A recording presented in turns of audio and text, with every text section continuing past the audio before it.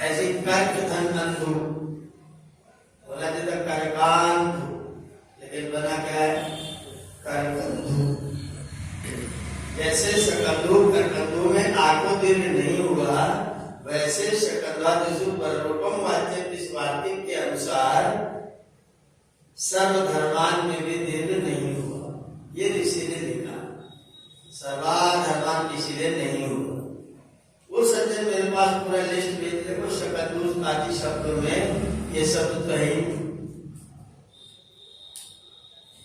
शकंधु गण में अधर्म शब्द तो है। इसका मतलब ये वार्तिक गलत है, स्वामी जी ने गलत प्रयोग किया।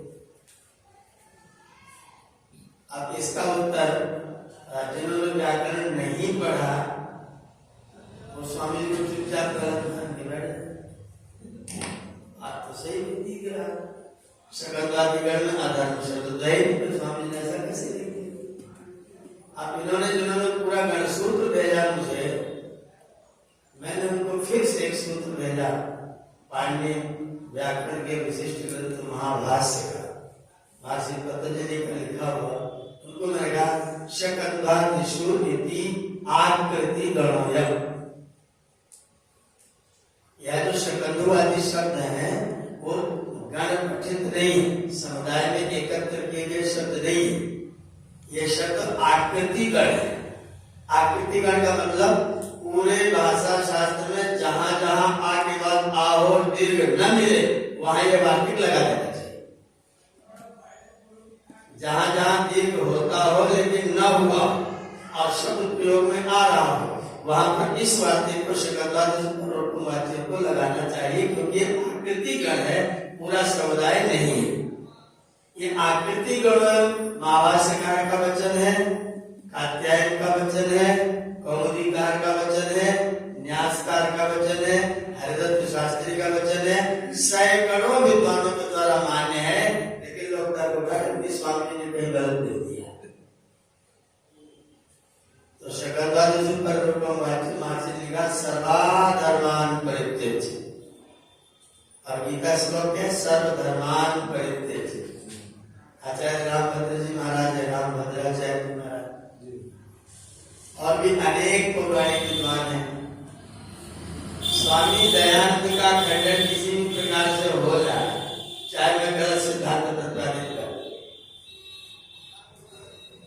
स्वामी दयानंद का कथन गलत साबित हो जाए, मैं सिद्धांत है गलत बता, सब इसकी व्याख्या नहीं है। सर्वधर्मान है, सर्वधर्मान माने हिंदू मुस्लिम ईसाई सिख जैन बौद्ध सबको छोड़कर, ये इसका अर्थ है। मैंने उनके सामने प्रश्न लगाया, महाभारत में हिंदू नाम का कोई तत्व था?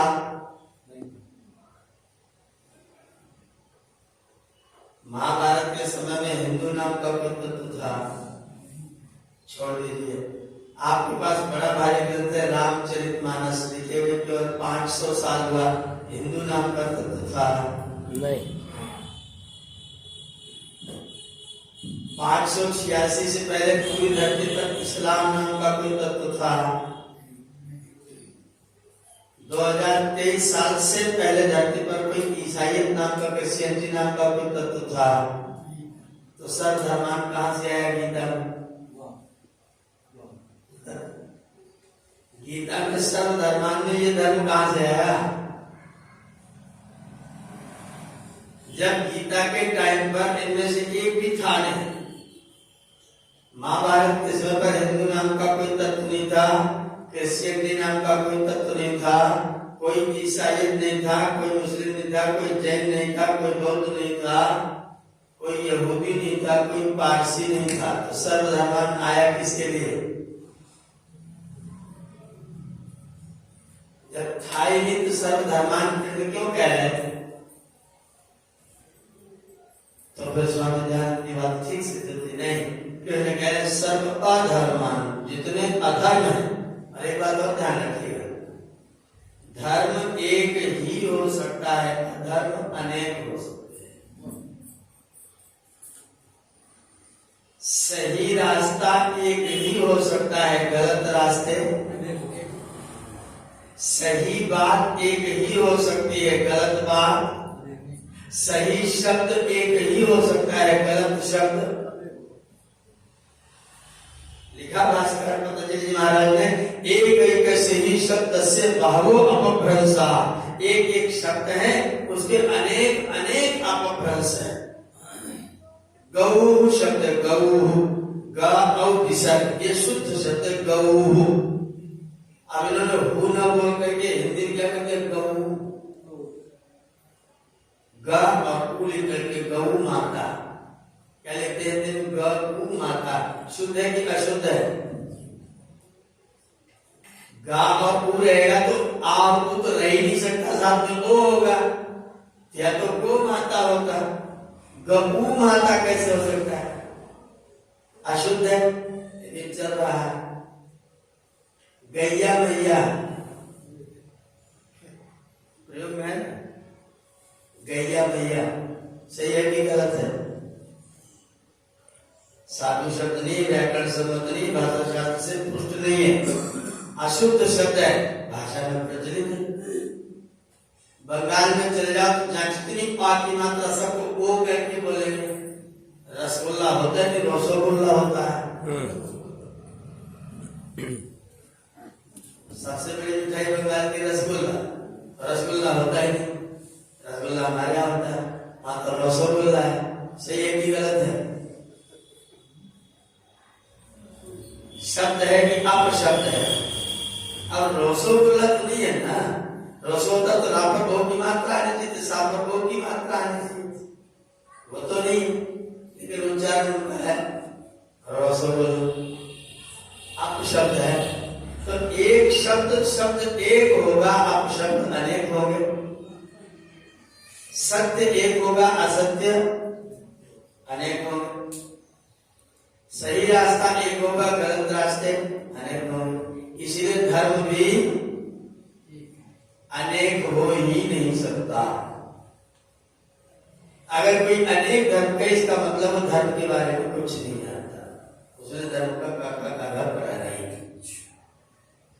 मुझे अपने पिताजी का आदर करना चाहिए, प्रताप जी को नहीं करना, मुसलमानों को नहीं करना, ईसाइयों को नहीं करना, बौद्धों को, जैनियों को, सिखों को, पारसियों को, यहूदियों को, सबको करना चाहिए।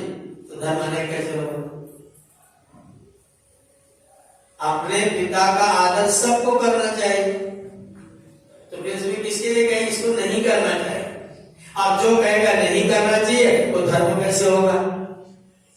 फिर वो अधर्म के अंदर बताएगा, और अधर्म में आप कुछ भी कह सकते हैं, पिताजी को 4 जूता नित्य मारो, आपकी इच्छा। पिता दुष्ट हो तो उसे गला काट दो, चरण स्पर्श करना बेवकूफी है। पिता ने हमारे लिए किया ही क्या है, ये सब का बाहर परिवार में मिल जाएंगे। पिताजी ने हमारे लिए किया ही क्या है? बाप बेटे का झगड़ा हुआ, पिताजी ने कहा कि मैं तुझे पैदा किया, पाला पोसा बड़ा किया, क्यों किया? मैंने सर्टिफिकेट दिया था क्या? मैंने आवेदन किया था क्या? मैंने आवेदन किया था मुझे पैदा कर दो, क्यों किया था? बहुत गंदे शब्द बेटे ने पिता के लिए प्रयोग किए, वो शब्द मंच से नहीं बोल सकता हूँ, ऐसा शब्द पुत्र ने अपने पिता के लिए प्रयोग किया, क्यों पैदा किया? तो असत्य अधर्म तो अनेक कह सकते हैं, लेकिन धर्म अनेक कैसे कहेंगे? इसलिए गीता का अर्थ कहते सर्व अधर्मान, स्वामी जी का समझ सर्व अधर्मान, इसको लोग सर्व धर्मान कहते, धर्मान के नाम पर इनको सबको ले आते, फिर कहते कि नहीं सारे धर्मों को छोड़ दो, मुसलमान मत बनो, ईसाई मत बनो, सिख मत बनो, जैन मत बनो, बौद्ध मत बनो, खाली मेरी शरण में आओ, बस। भगवान ने ये कहा है। फिर भगवान ने कहा क्या है? धरती पर जितने अधर्म, असत्य, अन्याय, अनाचार, कदाचार है, दुराचार है, उन सब को छोड़ो और क्या करो? जो मैं कह रहा हूं वेदोक्त उसको स्वीकार करो। मैं मेरा नहीं कह रहा हूं, मैं अपना कोई मत चलाने का मेरा किंचित मात्र भी अभिप्राय नहीं है। ये ऋषि के शब्द। अपना कोई मत संप्रदाय चलाने का किंचित मात्र भी अभिप्राय नहीं है। जो स्वयं परमात्मा की वाणी भूत वेदों से प्रकट हुआ है, ऋषियों के द्वारा अनुप्राणित है, ब्रह्मा से लेकर जैमिनी पर्यंत ऋषियों ने जिस मार्ग को प्रेरित किया है, उस रास्ते पर वो दुनिया को चलाना चाहता हूं। भगवान कह रहे मां में कब शरण ब्रज माने, मेरी शरण में आजा, मेरे धर्म को माने। ऐसा नहीं है कि मैं जो वेदोक्त धर्म का प्रतिपादन कर रहा हूं, इस वेदोक्त धर्म को तू स्वीकार कर ले, बाकी सब अधर्मों को छोड़ दे। अब कृष्ण का जो प्रतिपादित धर्म है वो वेदोक्त धर्म है। कृष्ण ने जो व्यवस्था बनाई वो वेदोक्त व्यवस्था बनाई। वेद में जो उक्त है, वेद में जो व्यवस्था बनाई वो वाली व्यवस्था बनाई। एक सज्जन ने आक्षेप किया कि कृष्ण ने रुक्मिणी का हरण किया और विवाह किया, ये राक्षस विवाह है। ये आक्षेप है। कृष्ण भगवान के विवाह को राक्षस विवाह घोषित किया। कुमति वालों का काम है। कृष्ण भगवान ने रुक्मिणी का बलात् अपहरण किया, जबरदस्ती। वो तो स्वयं गई थी। रथ संचालन में रुक्मिणी ने ही किया। हाँ, रथ संचालन रुक्मिणी ने किया। कृष्ण भगवान ने रथ नहीं चलाया। घोड़े की लगाम रुक्मिणी के हाथ में, कृष्ण तो बैठे थे। और अपहरण का अपहरण तो था ही नहीं, वो तो आहरण और संहरण था। अपहरण तो तब होता जब किसी की इच्छा के विरुद्ध किया जाता। जब इच्छा के विरुद्ध होगा तो अपहरण शब्द का प्रयोग हो। कृष्ण भगवान ने रुक्मिणी का उसकी इच्छा के विरुद्ध अपहरण नहीं किया। रुक्मिणी ने पत्र लेकर के कृष्ण को बुलाया था कि मैं ऐसे ऐसे मैं आपका वरण कर चुकी हूं, और अगर आप नहीं आएंगे तो मैं मृत्यु को अपना तन मृत्यु को सौंप दूंगी, लेकिन इस नालायक के साथ विवाह करने के लिए मैं नहीं जाऊंगी। अगर आप वास्तव में धार्मिक हैं तो फिर एक कन्या की बात को, कन्या के निवेदन को आप स्वीकार करें और आगे फिर उसको लेकर के चले, मैं अमुक अमुक स्थान पर, अमुक मंदिर, अमुक समय पर आपको मिलूंगा। व्यवस्था रुक्मिणी ने बनाई थी। कृष्ण मां उसके निवेदन पर गए थे और जो उसका भाई था रुक्मी, बीच रास्ते वो मिला था उनसे, और फिर उसने पूरा समर्थन कर दिया था, ठीक है आप जाइए, मैं इन लोगों को देख रहा। तो भाई का भी समर्थन था, रुक्मिणी का खुद का समर्थन था, इसलिए कृष्ण के विवाह को राक्षस विवाह। कृष्ण के जो कार्य हैं, कृष्ण के जो कर्तव्य है, कृष्ण जो व्यवहार किया है, वो वेदोक्त धर्म वाला व्यवहार किया है। एक और अक्षर आपने सुना होगा, कृष्ण ने शिखंडी को आगे करके और भीष्म पितामह को मरवाया। ऐसी कहानी सब जगह प्रचलित है। अर्जुन के रथ पर शिखंडी आया था और शिखंडी ने तीर चलाए थे, अर्जुन ने भी तीर चलाए थे। आपको भी महाभारत खोल करके पढ़ना, वहां पर भीष्म पितामह खुद अपने मुख से घोषणा कर रहे हैं, अर्जुनस्य इमे बाणा, अर्जुनस्य इमे बाणा नेमे बाणा शिखंडेना। अब नेमे जो शब्द है वो लोगों को भ्रम में डालता है। जो लोग संस्कृत व्याकरण जानते हैं वो जानते हैं न और इमे को मिलाएंगे तो क्या बनेगा, नेमे। ना धन इमे, तो ना माने नहीं, इमे माने ये, तो नेमे माने ये नहीं है शिखंडी की। ये अर्थ लोग समझते हैं, पर ये इस अर्थ को ठीक से नहीं समझते, गलत समझे। नेम का मतलब होता है आधा। तर्क दे रहा हूं, आपने जो थोड़े संस्कृत से परिचय है, वो बालक शब्द का बहुवचन में रूप बनाएंगे तो क्या बनाएंगे, बालका की बालके।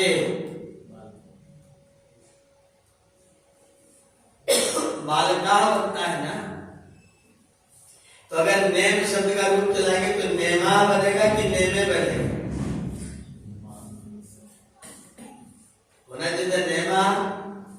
नेमा बाणा शिखंडिना,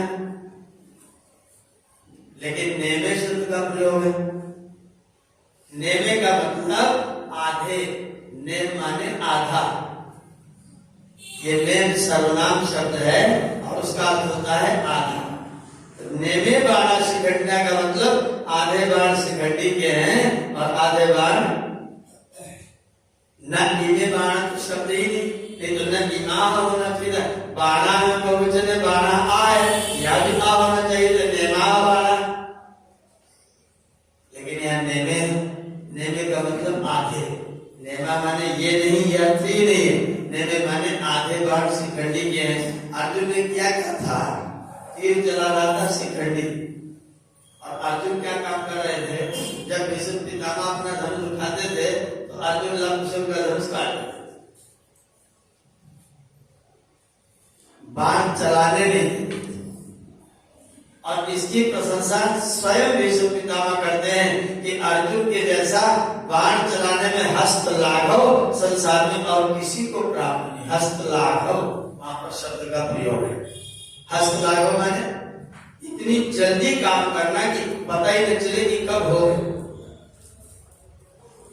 इनका बाण, इनका धनुष कटता था कि जब तक दूसरा उठाते तब तक अर्जुन का दूसरा बाण पहुंचता था, धनुष कट जाता था। और इधर शिखंडी और शिखंडी को महारथी घोषित किया खुद भीष्म पितामह ने। महाभारत में पढ़े, भीष्म पितामह ने शिखंडी को स्त्री घोषित नहीं किया, महारथी घोषित किया। शिखंडी था महारथी, शिखंडी महारथी था। वहां महारथी, अतिरथी, रथी ये संज्ञा थी तीनों। महारथी का मतलब होता है जिसके अंडर में 10,000 सैनिक युद्ध करते हो। 10,000 सैनिकों के सेनापति का नाम है महारथी। तो शिखंडी था महारथी, और शिखंडी ने बाकायदा युद्ध किया था।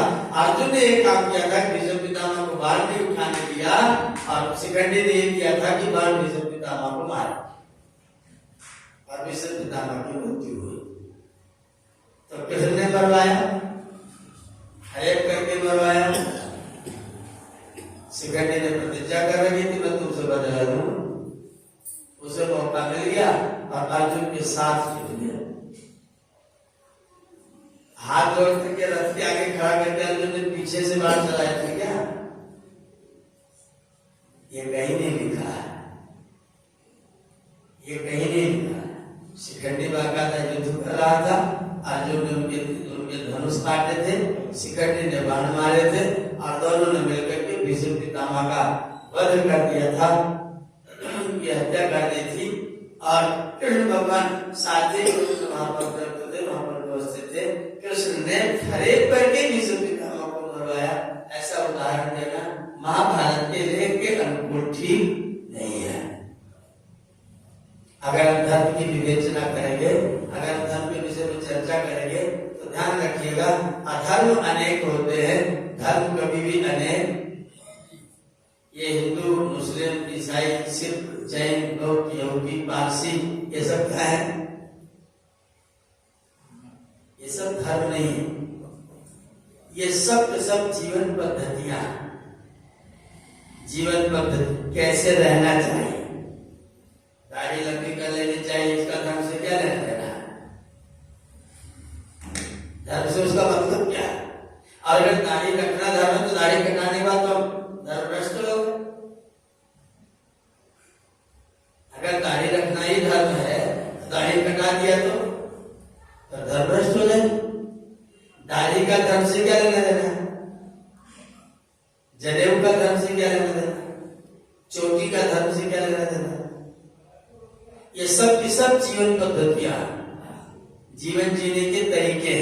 और याद रखिएगा, जीवन जीने के तरीके देश, काल और परिस्थिति के आधार पर हमेशा बदलते रहते हैं। देश माने स्थान, काल माने टाइम, और परिस्थिति जैसी होती है वैसे वैसे परिस्थितियां लोग अपनी अपनी बदल लेते हैं।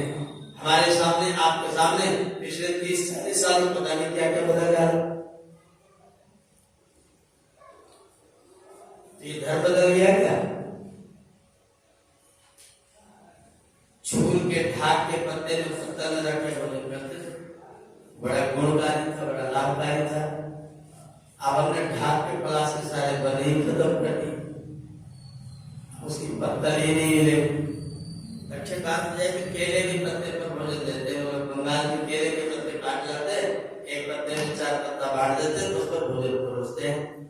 केले के पत्ते में गुण है, आपके भोजन को लाभकारी बना देता है, लेकिन हमने प्लास्टिक का पत्थर शुरू कर दिया। देश काल परिस्थिति में अब आप उसे धर्म कहेंगे कि व्यवस्था कहेंगे? पजामा ऊंचा पहन लेना, कुर्ता नीचा पहन लेना धर्म है? ये तो व्यवस्था है। अरब में पैदा हुआ, अरब में धूल बहुत उड़ती है, पजामा नीचे तक रहेगा तो ज्यादा गंदा होगा, ऊंचा पहनो। ऊंचा पहनो, पजामा गंदा होने से बचा रहेगा। इंग्लैंड में जो धर्म पैदा हुआ, यूरोप में जो धर्म पैदा हुआ, सर्दी बहुत होती है तो गले को बंद रखो वरना सर्दी हो जाएगी। कई बार इसका धर्म से क्या लेना देना है? ठंड बहुत लगती है, जमीन में बैठ के भोजन करेंगे तो बड़ी परेशानी होगी, और पैंट सब तमाम कपड़े पहने पड़ते हैं, तो भैया चलो कुर्सी में पर भोजन कर। इसका धर्म से क्या मतलब? ये तो परिस्थिति में, अवस्था में व्यवस्था बनाने की चीज थी। लकड़ी थी नहीं, मुर्दों को कैसे जलाते? जमीन में गाड़ना शुरू कर दी। लकड़ी है नहीं, हालत में बेड़ी दी, लकड़ी कहां से लाए? एक सप्ताह के लिए 3 कुंटल 4 कुंटल 3 कुंटल लकड़ी खर्च हो जाती है। अब पेड़ है ही नहीं तो क्या करें इसका करेंगे, और जमीन में गाड़ तो झंझट पड़ जाए। ये अवस्था में बनाएगी व्यवस्था है कि धर्म है? पानी कम है तो हाथ ऐसे मत धो, लोटा पानी ऐसे करोगे नीचे गिर जाएगा, ऐसे धो। कम पानी में ज्यादा धोया जाएगा, ये भी धर्म है क्या? ये जिनको जिनको जिनको हमने धर्म के नाम पर परोस दिया, उनमें से एक भी धर्म नहीं। इसका नाम है जीवन पद्धति, जीवन जीने का तरीका। धर्म क्या है? अहिंसा, सत्य, अस्तेय, ब्रह्मचर्य, अपरिग्रह, शौच, संतोष, तप, स्वाध्याय, ईश्वर प्रणिधान, ये धर्म है।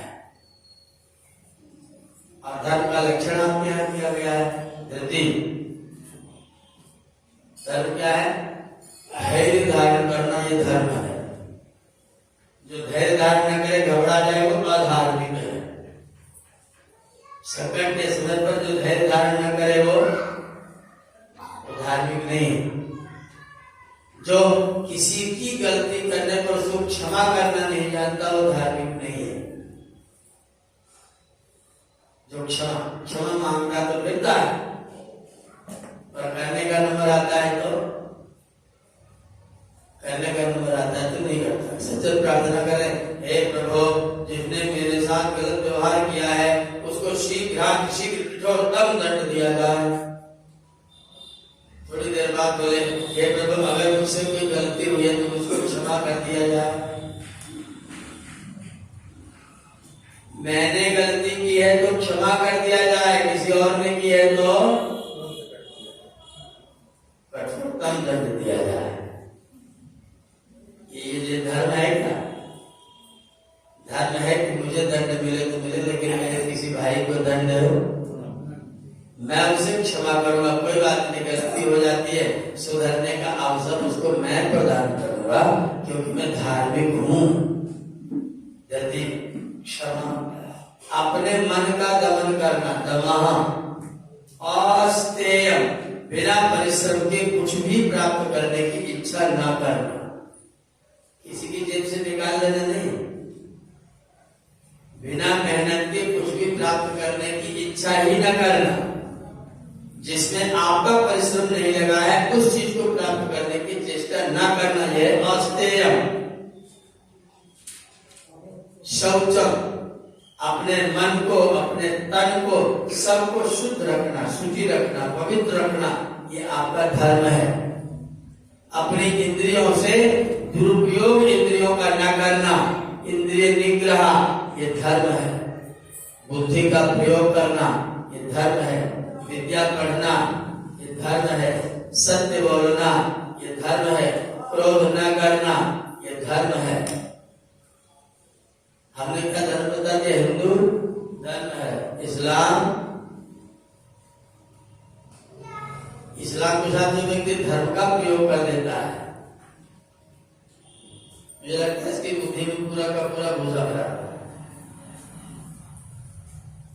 उसमें धर्म नाम की चीज है क्या? उसमें धर्म नाम की कौन सी चीज?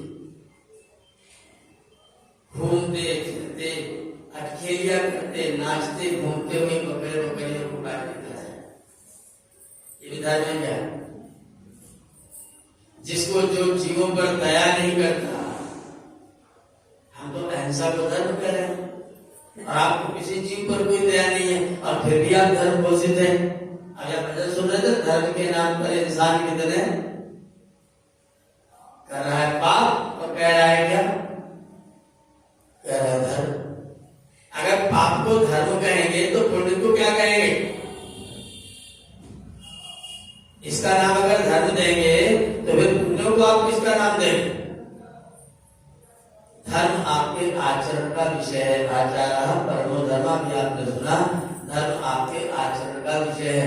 तो कोई अनेक नहीं होता है, वो सब एक ही है।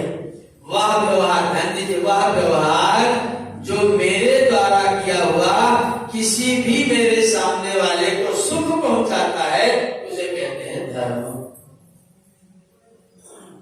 वह व्यवहार जिससे किसी को सुख पहुंचता है वो धर्म, और वह व्यवहार जिससे किसी को दुख पहुंचता है वो अधर्म। किसी को भी पहुंचता, आप किसी का अहित कर रहे हैं, किसी का कल्याण कर रहे हैं, तो फिर आपका धर्म कर रहे हैं। आप धर्म तब करते हैं जब आपके कार्य से किसी व्यक्ति को सुख पहुंचता हो, किसी व्यक्ति का हित होता हो। तमाचा मारना धर्म है, फांसी दे देना भी धर्म, फांसी दे देना भी। सैनिक अपनी सीमा पर खड़ा होकर के जब हमारे ऊपर अतिक्रमण करने वालों को मार देता है तो धर्म करता है कि अधर्म करता है? और वही सैनिक गांव में आकर के अपने किसी पड़ोसी को मार देता है तो सीमा पर खड़ा होकर के शत्रु का दलन करता है तो धर्म, और घर में आकर के लिए दुश्मनी निभाता है तो कुछ भी। ध्यान रखिए, कोई भी कर्म ना तो पाप है ना तो पुण्य है। यह कर्म पाप है या कथन ठीक नहीं है, यह कर्म पुण्य है या कथन भी ठीक। पाप और पुण्य क्या है? जिसके द्वारा किसी का हित होता है वह पुण्य है, और जिसके द्वारा किसी का अहित होता है वह। कोई पिता कोई माता अपने बच्चे को सवेरे देर तक सोने दे, जगाने वाले से झगड़ा करे, पाप है कि पुण्य है?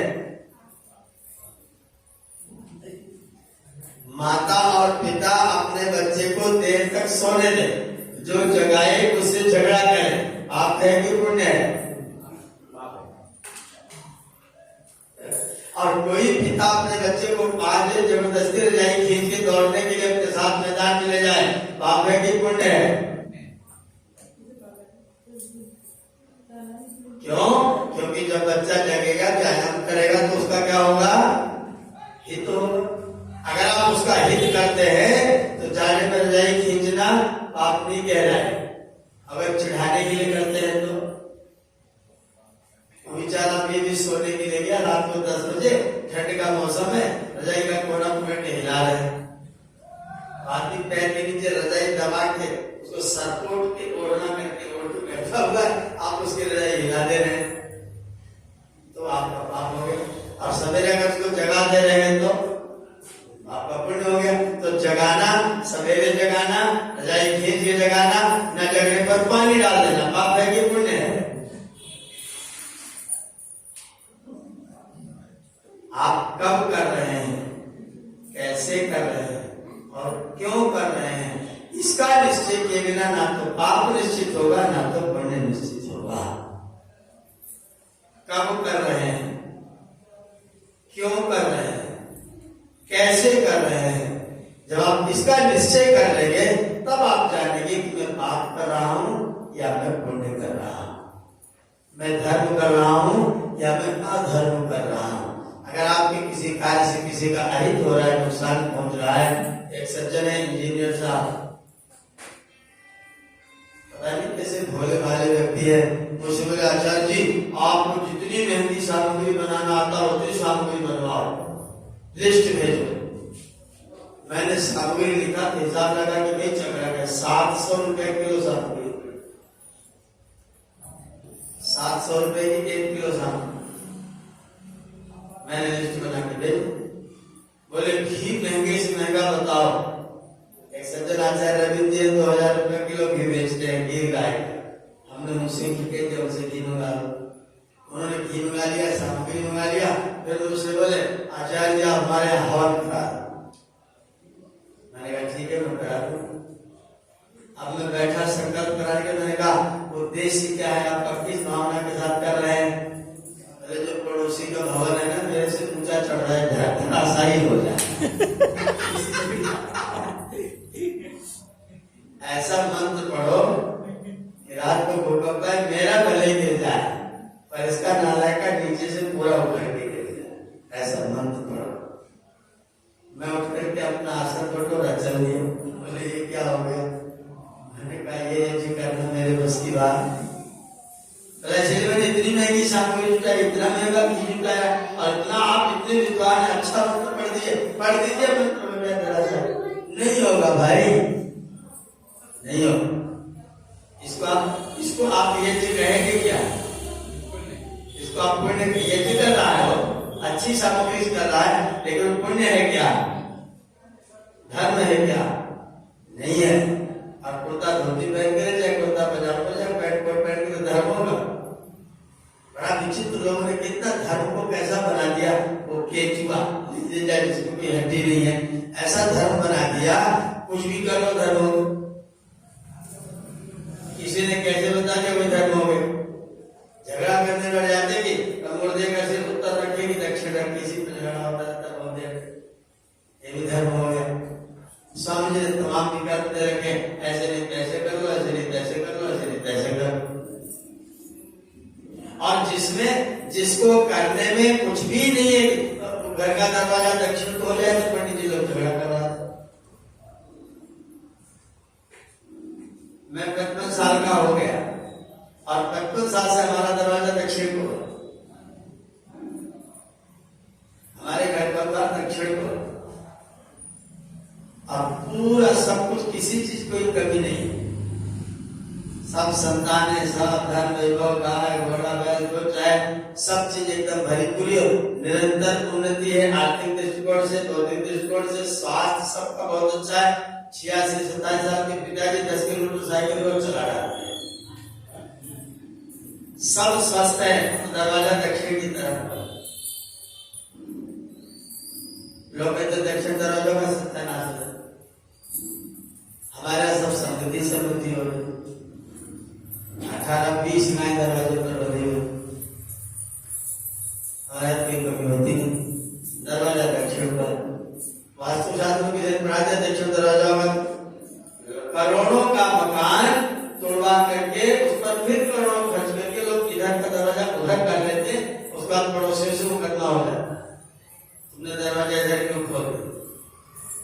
झगड़ा होता रहता है, लड़ा देते हैं लोग। हमारे यहाँ हमारे पड़ोस में भद्र परिवार, इतना अच्छा परिवार, याची परिवार है। एक पंडित जी महाराज उसमें उस परिवार में खून की तरह घुस गए। सड़क के सीधे सामने उनका बढ़िया सुंदर सा गेट बना था, उसको दीवार से बंद करवा दिया और पड़ोसी के स्थान में से उनका दरवाजा खुलवा दिया। अब पड़ोसी ने मुकदमा दायर कर दिया, तो भाई मुकदमा चल रहा है। कल्याण दोनों का नहीं हुआ। नेताजी 3 बार विधायक बने थे, जब से दरवाजा वहां बना दिए तब से 3 बार हो गया, निरंतर हार है। पहले 15 साल लगातार विधायक है, जब से दरवाजा हम तब से 15 साल से लगातार हार है।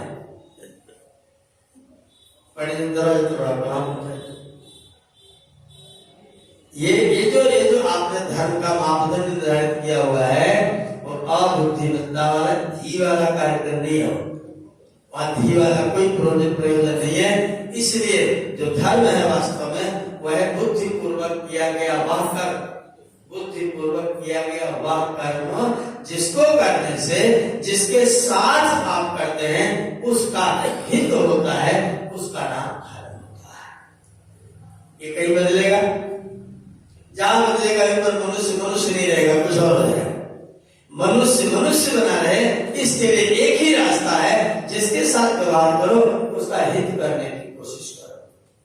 जो तुम्हारे साथ मिले उसका हित करो। जय विधि नाथ होई हित मोरा, करब सो होएगी दास मैं आपकी शरण में आया हूं, तो जिससे मेरा हित होता हो आप वो वाला कार्य करिए। अहित वाला कोई कार्य है? अगर अहित होगा तो अधर्म होगा, हित होगा तो धर्म होगा। कोई परिभाषा धर्म को मत दीजिए, कोई नाम मत दीजिए, नाम से धर्म को मत करिए। आजकल खूब बात कर रहा है ये सनातन है, सनातन। और सनातन और आर्य समाज को अलग अलग लोग कहते हैं। तुम तो आर्य समाज हो, तो सनातन। हमने कहा सनातन का अर्थ क्या है? सनातन का अर्थ क्या है? बोले जो शुरू से है। मैंने कहा शुरू कितने दिन पहले से मानते हो? जो शुरू से है तो शुरू कितने दिन पहले से मानते हो? यहां तक तो निश्चित नहीं कर पाते शुरू कब से माना जाए। मैंने कहा सनातन में भगवान की मूर्ति बना के पूजने की व्यवस्था है? बोले हाँ सनातन में है। मैंने कहा ये शुरू से है? कृष्ण भगवान ने पूरे महाभारत में किसी की मूर्ति बना करके पूजा की होगी? एक लेख दिखा सकते हो? संध्या की ये मैं 100 जगह दिखाऊंगा, हवन किया ये मैं 100 जगह दिखाऊंगा, महाभारत में भी दिखाऊंगा, भागवत पुराण में भी दिखाऊंगा। कृष्ण भगवान ने संध्या किया, हवन किया, ये मैं 100 जगह दिखाऊंगा। लेकिन मूर्ति की पूजा की आरती उतारी वो तो लिखा दिखा दो एक जगह। कोई एक जगह किसी पंडित जी से पूछना कहीं एक जगह भगवान ने आरती की हो किसी की लिखा हुआ दिखा? तो शुरू से कैसे हुआ? जिसको कृष्ण ने नहीं किया वो शुरू से कैसे हुआ? जिसको राम ने नहीं किया वो शुरू से कैसे हुआ? जो शुरू से है वो सनातन है, बिल्कुल ठीक। लेकिन जो आपने मान्यता दे रखी है वो कलावा बांधने का कोई सूत्र कहीं लिखा हुआ दिखा दो। लोगों ने कहा हाँ पंडित जी मंत्र पढ़ते तो है। ये बद्धो बलि राजा दानवेन्द्रो महाबल तेन त्वा प्रतिबध्नामि। इस श्लोक पर विचार करना। ये बद्धो बलि राजा दानवेन्द्र, दानवों का जो राजा था, दानव राक्षस, उनका जो राजा था बलि, उसको जिसके द्वारा बांधा गया उस रस्सी से वो तुमको बांधता। जिस रस्सी से पागल हाथी बांधा जाता उसमें तुमको बांधता, तो तुमको क्या समझता? बोलिए। जिस रस्सी से गाय बांधी जाती है उसे तुमको बांधता, तो तुमको क्या समझता? मनुष्य, अपना यजमान। ये श्लोक है। ये बद्धो बलि राजा दानवेन्द्रो महाबल तेन त्वा प्रतिबध्नामि रक्षे माचल माचल। रक्षे रक्षा करो, माचल माचला विचलित ना हो, मेरी रक्षा करो। लेकिन बांधूंगा उस रस्सी से जिससे दानव बांधा जाता है। और कलावा दानवों को बांधने की रस्सी है क्या? अगर वो दानव था तो जंजीर से बांधा जाएगा। अगर वो मानव था तो आप उसे बांधेंगे तो बांधने की जरूरत ही नहीं पड़ेगी। बांधना किसको पड़ेगा? मेरा दिल हाथ से मेरे मिसाले तीर जाता है, मेरा मन हाथ से मेरे मिसाले तीर जाता है। इसका जंजीर ला के बांध दो। बोले ये बांधे से नहीं बनता, मैं जंजीर जाता है। मेरा मन हाथ से मेरे मिसाले तीर जाता है, ये बंधने से नहीं बनता, मैं जंजीर जाता है। तो जो न बंधे उसको किससे बांधेंगे? जंजीर से। बांधने की जरूरत नहीं हो, आप उसे बांध दे रहे हैं। ये तो कलावा एकदम टूटा फूटा गंदा संदा हो गया, फिर भी बना हुआ, उसमें तीसरा और झुआ कलावा बांध के रखा है। और जहाँ देवी देवता का स्थान पर बेला देवी के मंदिर, पेड़ के किनारे लोहे की जाली लगी हुई, उस जाली में इतने कपड़े बांधे हैं लोगों ने, सरियल वाले कपड़े, बिना मतलब के नायलॉन वाले, उसको चुनरी के नाम पर चढ़ा करके उस लोहा दिखता ही नहीं, इतनी चुनरी उसमें बांध, और जो आता है एक और उसमें बांध। मुझे ये क्या है, बोले भैया को चुनरी चढ़ा है। भैया है कहाँ? लोहे की जाल में। अगर इस तरह आप धर्म की स्थिति बनाएंगे तो आपके धर्म का सब लोग तिरस्कार करें, आपके धर्म को लोग अपमानित करें, आपका धर्म वहां पर अपमान का पात्र बनेगा। इसलिए अपने धर्म को इतना केंचुआ मत बना। लिखा है पंडित चमुंडक ने बड़ी गजब की बात, कहते महर्षि दयानंद के आने से पहले हिंदू धर्म आटे का दिया था। कैसा था? आटे का दीपक था। क्यों? इसको बाहर रख दो तो कौवा खा जाए, अंदर रख दो तो चूहा खा जाए। स्टील का दीपक नहीं है, मिट्टी का दीपक नहीं, आटे का दीपक है। बाहर रखते तो कौवा खा जाता है, अंदर रखते तो चूहा खा जाता है। हिंदू धर्म की स्थिति लोगों ने बना रखी थी। महर्षि दयानंद ने धर्म की ठीक ठीक परिभाषा की और मनु जी के श्लोक का प्रमाण देते हुए महर्षि ने धर्म को प्रतिष्ठित किया। बहुत साधारण परिभाषा, ऐसा आचरण जिसके द्वारा आप किसी का हित करते हैं वो धर्म कहलाता है। ऐसा आचरण जिसके द्वारा आप किसी का अहित करते हैं वो अधर्म कहलाता है। छोटी सी परिभाषा ध्यान कर लीजिए, ऐसा कोई व्यवहार मत करिए, वाणी से भी नहीं, मन से भी नहीं। मन से भी पाप होता है, शरीर से करते हैं तो अपराध होता है, मन से करते हैं तो पाप होता है। और पहले हम पाप करते हैं, बाद में हम अपराध करते हैं। अगर आप मन से भी किसी का अहित सोचते हैं, सत्यानाश सोचते हैं, उसका बिगाड़ सोचते हैं, तो आपने पाप कर दिया होता है। ऐसा अभ्यास किया जाए, ऐसी साधना की जाए कि किसी व्यक्ति के प्रति मन से भी उसका अहित न सोचा जाए। दंड देना सोच सकते हैं, दंडित करना सोच लीजिए। अगर दंड में हित होता हो तो निश्चित तौर पर दंडित करना सोच लीजिए। आप उसे दंडित कीजिए, लेकिन उसका अहित मत कीजिए। अगर किसी से न बोलने में उसका हित होता हो तो आप बिल्कुल बोलना छोड़ दीजिए, कोई बात नहीं। अगर बोलने में उसका हित होता हो तो वहां पर फिर आप अवश्य बोलिए। हित की बात समय पर कहने वाला व्यक्ति मौन व्रत का पालन करने वाला कहा जाता है। झूठ, मैंने ये वाक्य पढ़ा तो मुझे बड़ा विचित्र लगा। उस व्यक्ति को मौन व्रती कहेंगे जो व्यक्ति सही समय पर सत्य बात कह देता है। और जो व्यक्ति सही समय पर कुछ नहीं कहता, मन में सोचता रहता है, वो मौनी तो हो सकता है, मौन व्रती नहीं हो सकता है।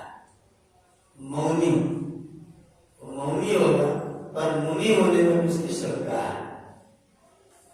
अगर आप किसी के हित की बात कहते हैं, उसके साथ साथ व्यवहार करते हैं, उसको उत्तम उपदेश संदेश देते हैं, तो निश्चित तौर पर आपका जो व्रत होगा, आपका जो कार्य होगा, आपका मुनि व्रत होगा, आपका मौन व्रत होगा। आप उस मौन व्रत को करते हो, आप उसका हित ही करेंगे। तो धर्म की परिभाषा अगर आपको सीखनी हो, एक ही परिभाषा, न लिंगम धर्म कारणम न्याय दर्शन, न लिंगम धर्म कारण। एक भी चिन्ह धर्म का कुछ भी कारण नहीं। मैं चोटी रखता हूं तो चोरी नहीं करूं, मेरी चोटी चिल्लाएगी क्या? जब मैं चोरी करूंगा तो मेरी चोटी चिल्लाएगी क्या? जब मैं व्यभिचार करूंगा तो मेरा जनेऊ चिल्लाएगा क्या? इसलिए धर्म का कारण ये सब चिन्ह कैसे हो सकता है? धर्म का कारण आपका आचरण है, जिसको आप देखते हैं तो आपको देख करके वो गदगद हो जाता है, उसको देख करके आप गदगद हो जाते हैं। आज नदी के किनारे बैठे हुए थे, चल रहा था उनकी प्रक्रिया मुंडन वगैरह करने की। गाय इतनी सी बछिया आ गई, अपना घूम रही थी, मेरे पास आ गए, मेरे पास है, मैंने उसकी पीठ पर हाथ रख दिया, पीठ पर ने मेरे पैरों पर अपना मुंह रख दिया। मुझे बड़ा उचित लगा, सब लोग देख रहे थे, वो मेरे पैरों पर अपना मुंह रख करके खड़े हो गए। मैं उसकी पीठ पर हाथ फेर रहा था, लोग कहते आपकी है क्या? मैंने कहा आपकी है क्या? बोले हमारे तो आपके पास ऐसे क्यों खड़ी है? मैंने कहा इसी से पूछ, इसको प्यार मिल रहा है खड़ी। पशु भी आपके प्यार को समझता है, अगर आप उसके साथ भी प्यार करते हैं तो निश्चित तौर पर आप धर्म का व्यवहार कर रहे होते हैं, और जब आप उसके प्रति भी क्रूरता करते हैं तो आप अधर्म का व्यवहार कर रहे होते हैं। पशु पक्षी प्राणी सब प्यार को समझते हैं, सब प्रेम को समझते हैं, इसलिए प्रेम क्या है? धर्म, और घृणा क्या है? अधर्म। पाप से घृणा कर, जो व्यक्ति पाप कर रहा है उससे मत करिए, उसको समझाने की चेष्टा कर लीजिए, घृणा पाप से करिए, लेकिन व्यक्ति से घृणा करना धर्म की बात नहीं है। व्यक्ति को सुधारने का जितना संभव हो सके चेष्टा करते रहिए, और जब वो एकदम ऐसा लग जाए बिल्कुल ही नहीं मानेगा, चाहे कुछ हो जाए, तो फिर उससे हाथ जोड़ के प्रणाम कर लीजिए, लेकिन ये कभी नहीं जा तुम्हारा सत्यानाश नहीं। ऐसा आप नहीं कहेंगे। ये काम किसका है? उस व्यक्ति को दंड देने का काम किसका है? आपका कि ईश्वर का? ईश्वर को सौंप दीजिए, आप अपने मन को दूषित मत कीजिए, परमात्मा से हाथ जोड़ के प्रार्थना करिए, प्रभु थोड़ी इसको भी सद्बुद्धि दान कर, इसको भी थोड़ी बुद्धि का दान हो जाए। राम सिंह महाराज थे, राम सिंह चक्रांकित एक संप्रदाय है। वो लोग क्या करते हैं? लोहे का चक्र लेकर के शरीर में डाल देते तो चक्रांकित संप्रदाय हो जाता है। शरीर में कई स्थान पर लोहे का चक्र गरम गरम लाल लोहा छुआ देते तो चक्रांकित हो जाता है। तो राम सिंह के गुरु चक्रांकित, स्वामी जी ने उसको अपने व्याख्यान में कह दिया, परमात्मा ने इतना सुंदर शरीर दिया है, इसको लोहे से लागना ये मूर्खता है, जड़ता है, ये बेवकूफी है। राम सिंह को नाराज हो, राम सिंह चले आए स्वामी जी के पास। आप मेरे गुरु जी को ऐसा क्यों कहते हो? बोले तो मुझे समझाने के बजाय अपने गुरु जी को समझा दो, कैसी बेवकूफी काम क्यों करते हो, क्यों कराते हैं? तुम जो मुझे समझाने आए हो, एक अपने गुरु जी को नहीं समझा कि मुझे सब मेरा मतलब काम क्यों कर रहे हो? जब ये बात कहा तो राम सिंह और ज्यादा गुस्सा आ गया, तलवार उठा लिया। तलवार उठाया तो स्वामी जी ने उसके हाथ से तलवार पकड़ लिया। या कल्ला उसका जब पकड़ा राम सिंह का, उसका खून ही बंद हो गया, तलवार हाथ से गिर गई। स्वामी जी ने तलवार उठा ली और स्वामी जी ने कहा देखो ये तलवार मैं उठा सकता हूं तो चला भी सकता हूं, लेकिन चलाऊंगा नहीं, क्योंकि ये मेरा धर्म, ये सन्यासी का धर्म नहीं है। अगर तुमको बड़े वीर हो, तलवार चलाने का शौक है, तो जाओ ना चलाओ मुगलों से, जाओ शत्रुओं चलाओ, विधर्म में चलाओ। जो लोग तुम्हारे देश के ऊपर शासन करने के लिए पड़े उनके ऊपर क्यों नहीं चलाते हो? सन्यासी पर तलवार चलाओ, तुमको क्या करें? तलवार चलाओ, लेकिन तलवार किसके प्रति चलाओगे? साधुओं पर, सज्जनों पर नहीं। राजा का धर्म है आज सज्जनों के प्रति तलवार चलाए और सज्जनों की रक्षा करे। परित्राणाय साधूनां विनाशाय च दुष्कृता, दुष्कृत्य करने वालों के विनाश के लिए और सज्जनों के त्राण के लिए, रक्षा के लिए राजा का क्षत्रिय होता है। स्वामी जी ने उपदेश दिया, आत्माराम सिंह प्रणाम करके चले गए। बोले ठीक है महाराज, आपकी बात बिल्कुल ठीक है, तो आप तलवार चला नहीं सकते। अगर आप चला भी सकते तो भी आपको नहीं चलाना है। क्यों? मुझे उपदेश करना है, मुझे आपका हित करना है। आपका प्राण लेने में अगर हित होता होगा दुनिया के लोगों का, तो प्राण लेना भी धर्म हो जाए। अगर एक व्यक्ति के प्राण लेने से 100 व्यक्ति सुरक्षित और आनंदित महसूस करते हैं, तो उसका अतिशीघ्र प्राण ले लेना, पश्चेत सूर्य मुदत चरंतम, इतनी जल्दी उसको प्राण दंड दिया जाना चाहिए कि वो अगले दिन का सूरज उगता हुआ न देख पाए। ये ऋग्वेद में कहा न पश्चेत सूर्य मुदत चरंतम।